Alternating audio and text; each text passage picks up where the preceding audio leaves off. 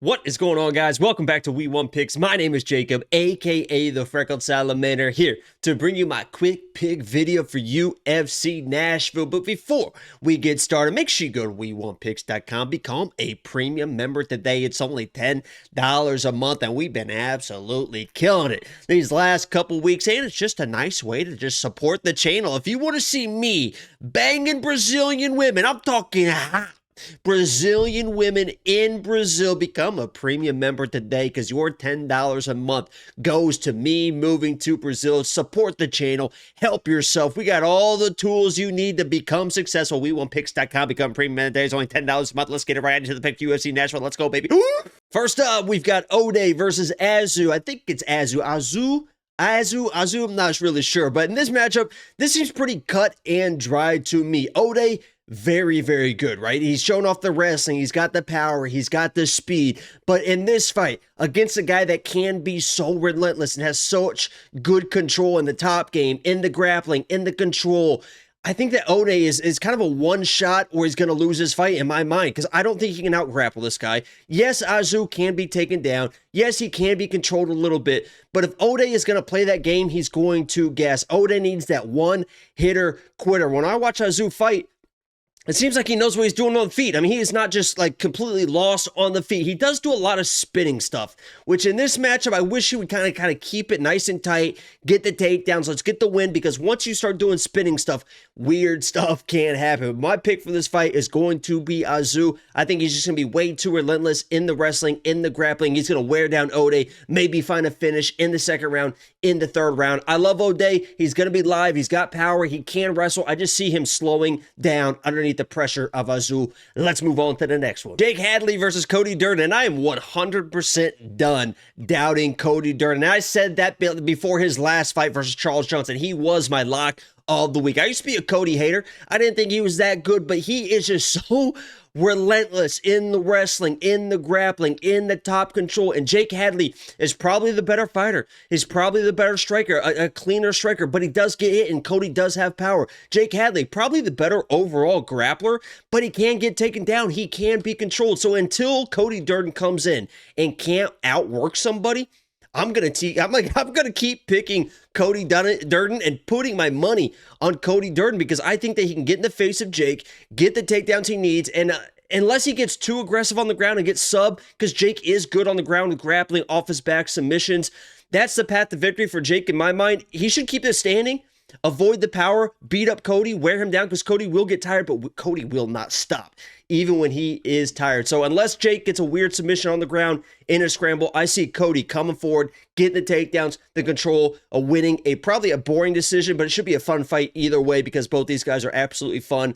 I like Jake, but until Cody messes up and can't get all the control, I got to go Cody in this matchup. Let's move on. Billy Q versus Damon Jackson. And this one is like, I don't know what to do with this one, because I can't trust either guy.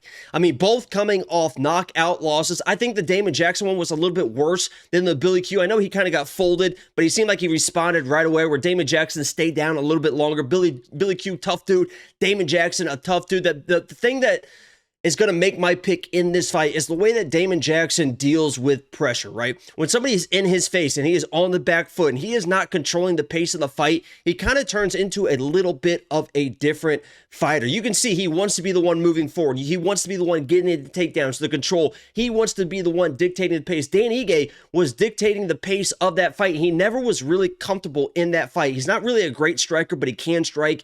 He really wants to grapple, and he couldn't really grapple Dan Ige. I see the same thing happening against Billy Q. Billy Q is going to be in his face, mixing in some takedowns of his own, the pressure, and when Damon Jackson feels the pressure, he tries to brawl out of the pressure. That's when these chins are going to be tested, and I think Billy Q is going to be able to hold up a little bit more than Damon Jackson. I like both these guys. Damon Jackson has proven me wrong before. I know that, so I'm taking Billy Q. I think there could be value there in his money line, but both coming off knockouts, I can't trust it. Billy Q's the play. Let's move on. Jeremiah Wells versus Carlston Harrison. This is, let me just say, I am biased. I am biased because once Pat Sabatini let me down because he was my absolute dude, I said that Renzo Gracie squad was a complete disaster. Then we had Sean Brady let me down with Bilal. We had Jeremiah Wells come in against Semmelsberger and almost get knocked out like 3-4 separate times. Jeremiah Wells is not a very good striker, but he will throw wild with wild power, and he does have power. He is a very, very good grappler. Not a great wrestler, but a good grappler, really, really strong. Carlston Harrison is the same type of guy. He throws wild, has power, but he's not really a good striker. Has a little bit more wrestling than Jeremiah, but I think Jeremiah has the grappling advantage in this fight. But I'm going to go with Carlston. I'm a little bit biased. This is a biased pick. I was really close to putting money on Carlston. I'll admit, going into this week, I'm like, oh, Carlston Harrison's going to be the absolute lock of the week because I cannot stand Jeremiah Wells. I think he has the power advantage. He has the length. I think the length in this fight is going to be huge in the striking. Jeremiah Wells is going to try and blitz in. The length will be there. Even the length on the ground in the grappling, he can stay safe against Jeremiah, maybe win a scramble or two. So I am going with the underdog and Carlston, but I'm not real confident. I don't have any money on it. I really wanted to load up against Jeremiah Wells, but it's going to be, they're both the same. I mean, they're basically the same fighter, except Jeremiah is a little bit more explosive, but he's going to be a little bit shorter, a little bit, doesn't have the length as Carlston, but he should have the grappling advantage. So this is going to be a close fight. It'll be a fun fight. I think there's going to be a finish either way, but Carlston is going to be my pick for this fight. Hani versus Kyler Phillips, and I get it, man. The people that see the value in Hani, especially, I think before I recorded this video, I think Kyler's up to like a minus 210, minus 220. If you guys don't know, Kyler was one of my former lock of the weeks. I love Kyler Phillips. He is a very, very good fighter. He's got the wrestling. He's got the striking. He's got the speed. He's got the power. He's in and out. The first round, he's almost like a Michael Chandler. Like I don't know if Kyler Phillips is ever going to lose a first round in a fight, and I think the same thing's going to happen here. He's going to be bouncing in and out, maybe mixing a takedown at the end of the to solidify the round. But Hani is very good, and Hani is very durable as well, and Kyler Phillips will slow down. Unless he's fixed all his spinning stuff, all the wild stuff, he will slow down. So I see Kyler winning this fight, all right? My pick for this fight is going to be Kyler Phillips. I see him winning the first round. I see him winning the majority of the second round. But towards the end of the second round, into the third round, if he doesn't solidify the second round, that round's close. I definitely see Hani winning the third round of this fight because Kyler just slows down too much. He will shoot takedowns. He is a good grappler, and that's how he kind of hides his cardio, right? He will kind of work. He will do the striking. When he feels tired, when he feels him start getting gassed, he will get takedowns. He's very good at getting those takedowns. If he cannot get those takedowns versus Hani, and he starts shooting those in the second round, that is a red flag. If it's 2 minutes in the second round and Kyler is shooting takedowns after he dominated the first round, that is him trying to rest. And if he does not get those, this could easily turn into a Hani fight. So this might be a weird live bet odd situation because Kyler, already a minus 200 favorite. If he dominates that first round, could balloon up to minus 350. You could get plus 400 odds on Hani in the second round at some point. And if it's a close second round, I trust Hani with the gas tank in the third if he does not get taken down. So this is a closer fight than people think, but I'm going to go with Kyler in this matchup. I love his striking, the in and out, the footwork, mixing in the takedowns, and I love him in this division moving forward. I'm going with Kyler. Let's move on. Ignacio Bahamondes versus Ludovit Klein. And this is another one that's very, very interesting because Ignacio, minus 200. He should be the better striker. He's a long, rangy, young kid, kickboxer, Chilean kickboxing champion. You can see that when he fights. He's a very, very good striker. Has picked up the takedown defense, the submissions. You'll see him work some submissions on the front chokes when people try to shoot on him. But this dude, Ludovit Klein, I've picked him as a lock. He's the greatest lock of the week of all time in terms of odds. He beat Mason Jones at plus 375. Do not be surprised if Ludovit Klein comes in here and bullies this kid. Now, Ludovit Klein should have done that versus Jai Herbert, but it seemed like he really struggled early with the length of Jai. He was not really that Ludovit Klein that I was used to seeing as far as the pace, the pressure, in your face, mixing in a takedown or two. So if he struggles with the length early of Ignacio in this fight, that is going to be a red flag if you're on the Ludovit Klein side. But if Ludovit comes in with pressure, is in this kid's face, makes him work, is making this kid back up, closing the distance, and it does not stay in that kickboxing range, this fight to me is almost like a 50-50 fight and could be one of those weird decision fights on this card. I'm going with Ignacio because it seems like he started to handle the pace, the pressure a little bit more. He does, dictate the range. He's very good at making the fight be his pace, and that's exactly what Jai did for Ludovit in that last fight. But if Ludovit's in his face early, I'm going to be nervous. I don't have any money on Ignacio, but I'm going to be nervous for him as a pick. I'm going with Ignacio, but I fully understand the pace pressure, striking, and even the wrestling of Ludovit Klein. Do not be surprised if he comes in and upsets this young kid, but I'm going with Bahama Mama for my pick. Let's move on. Tanner Boser versus Aleksa, and this one is like, what are we doing here? what are we doing? Tanner Boser's almost a minus. At one point, he was like almost a minus 200 favorite. A guy that was struggling at heavyweight. The only heavyweight guy he beat was a gift of OSP. Comes down to light heavyweight against a guy that had lost to everybody. And everyone did like the Derek Lewis thing, right? Oh my God, he's got the six-pack. He looks incredible. Tanner Boser's gonna smoke Jan Kutalaba. What happened?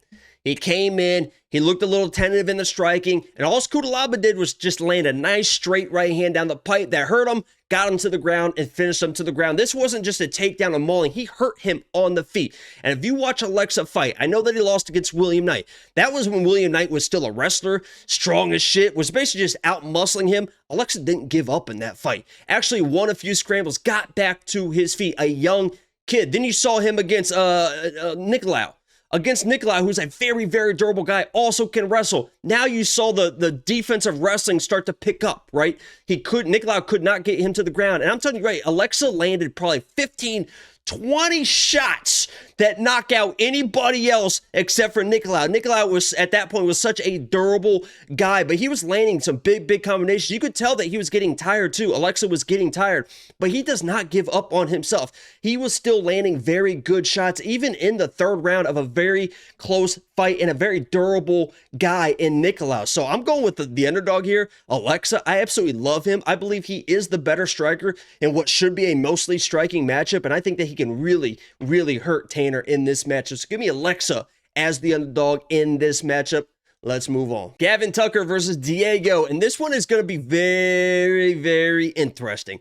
And I understand people that are picking both sides of this match. If you guys want Diego, I get it. He is tough as shit. Offensive striking, he does have power. He does know what he's doing in the offensive striking. Obviously, we saw what he was doing in the defensive grappling off his back.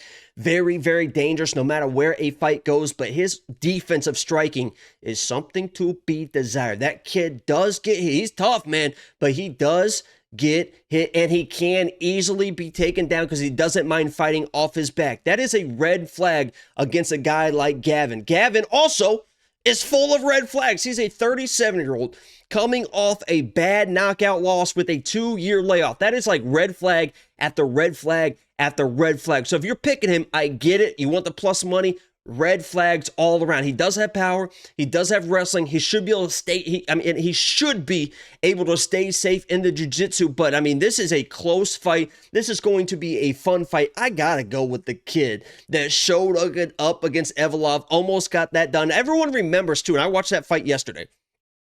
Everyone remembers Diego's like almost winning that fight, but there was a large portion of that fight where Diego did not look great in the striking. Even Evolov on top, Diego looked a little bit desperate. I know he almost had the triangle in the first, the knee bar at the very, very end, but there was a lot of time in between there where he was basically just kind of dominated and held on the ground. So be careful this week. I know a lot of people are going to load up on Diego. They see that minus 130, minus 140, and like, oh my God, he's going to dominate this 37-year-old. I think he should. Right? I don't know about dominate, but I mean, he should be able to win the grappling exchanges. Even the striking, do enough. We just saw Gavin get knocked out, and Diego does have good power in his hands, but the defensive liabilities in Diego's striking is worrisome, and his ability to just kind of stay on his back is also worrisome. So maybe like an inside the distance decision no action play for Diego is a little bit safer than the money line because he could just get held down for 3 rounds, but I'm going with the kid, man. I mean, there is no way that I'm not going to pick Diego Lopes in this matchup. I understand what Gavin brings, but 37, 2-year layoff, last fight just got knocked out. Give me Diego in this matchup. Let's move on. Dustin Jacoby versus Kennedy. And this is an interesting fight, I would say. And both these guys seem to have different trajectories of their careers up to this point. Dustin was my guy. You guys know me. If you guys were on this channel for a while, Dustin Jacoby was my guy. I mean, I absolutely loved him, and he was winning, and his career was going like this. Then the last 2 fights, it's like he's fell off a cliff. I know those were good opponents, but at the same time, he just doesn't look like the same Dustin to me. When he was on that winning streak or that non-loss streak, because I think he's got a draw in there as well, you could see the confidence in Dustin when he was striking. If you guys don't know, a former Glory kickboxer, he actually fought Alex Bejeda back in the day, like 2014 or something. Very, very good kickboxer, very good striker, has power as well, but it seems like he's kind of lost that edge coming off back-to-back losses. In those fights, it seems like he's backing up more. He's not as confident. He's not as bouncy in and out, and that's really, really worrisome against a guy like Kennedy, who once he knows that he has you, once he knows that he has your number, he is going to go in for the kill. And I think that's very worrisome for Dustin, because Dustin will be tentative at times. I know a lot of people kind of harp and kind of question Kennedy because he is tentative at times, because he starts slow and Dustin will come in popping that jab. But Dustin will kind of do that the entire fight, right? He will just kind of methodically kind of point, where Kennedy will point, he will wait, he has you hurt, boom, he is going in for the kill. And I think that's the difference in this fight, because I don't think both these guys are going to point the entire time. Kennedy will point with them until he has Dustin hurt, and I think Kennedy is the much more dangerous guy in this matchup. He can hang on the feet, kind of take his time, all that length, and then finally find that shot on Dustin, lay on the volume. Once he gets going, it is all downhill. Like I said, his career with these last few wins is going up, Dustin going down. I think this is a crossroads here, and I see Kennedy coming out on top, coming through with this big win. I love Dustin. I'm going with Kennedy, and I'm pretty confident in that decision. Let's move on. Andrade versus Tatiana, and I know this one is pretty cut and dried. If you guys know me, and you guys have listened to me for the last couple years, I am the original Jessica Andrade hater. I've always said that. I didn't think she was that good. Going into that Amanda Lemos fight, that was my most, I was like, oh my God, Amanda Lemos is going to absolutely smoke her. And then she just kind of falls into this standing head and arm triangle, the most fluke thing I've ever seen. Jessica Andrade has never beat somebody that's better than her. She has never beat somebody that is, she has, her whole career has beat people that are lesser of an opponent. The only person that she's beat that's, quote, better than her was Rose, and to beat her, she had to pick her up and slam her on her head to knock her out, and she's definitely not doing that against Tatiana. This should be pretty cut and dry. Jessica Andrade is just kind of wild in the striking. She's always going to be kind of live for that, like, knockout, the big shot, but when she blitzes forward, I mean, there's no technical about it. She is out here swinging wild in the grappling. She can't get taken down. She can't get controlled. She can't get submitted. So this is a Tatiana play all the way. I think Angelo is really, really high on her this week, and I completely agree. The line's at like minus 350 right now. That almost might be worth a money line bet at this point against a girl like Jessica Andrade at this point in her career. Now, Tatiana, this is her first fight since her return, going back down to 115. She wanted on her return fight to be 125 just to kind of get back in the flow of things. So there might be something weird that happens this week, maybe because it's at 115, and Andrade typically has had better success at 115, you know, fighting these, like, quote, smaller girls. But Tatiana, even at 125 against De La Rosa, came in, did what she needed to do. I see the same thing happening here. Tatiana gets the takedown, gets the control, should get the finish. Let's move on to the main event. Main event time, we got Cory Sandhagen versus Rob Font, and this is going to be a little bit biased too, because Rob Font, if you guys didn't know, my dude, one of my day ones, one of my favorite fighters is Adrian Yanez, and we all know what Rob Font did to Adrian Yanez, but that seemed like I don't want to say a fluke, because that was a very good shot that was set up, but that was more about Adrian Yanez than it was against Rob Font. Rob Font's a very good boxer. Very, very good boxer. But Adrian Yanez just kind of let his guard down, saw red, went in for the kill, and got caught. And you're going to get caught, and you're going to get knocked out in those type of situations against a good boxer. And hats off to Rob Font for capitalizing on that mistake. And if Cory makes that same mistake, he will get knocked out as well. I mean, anytime somebody just comes into the pocket with their chin like this, they're probably going to get knocked out against a striker like Rob Font. But Cory Sandhagen, he doesn't fight that way. I mean, he doesn't box people. Rob Font's going to beat everyone that he can outbox, even if they have power. Now you saw Cheeto, right? I mean, he was outboxing Cheeto. Cheeto had power and was able to kind of equalize with that power.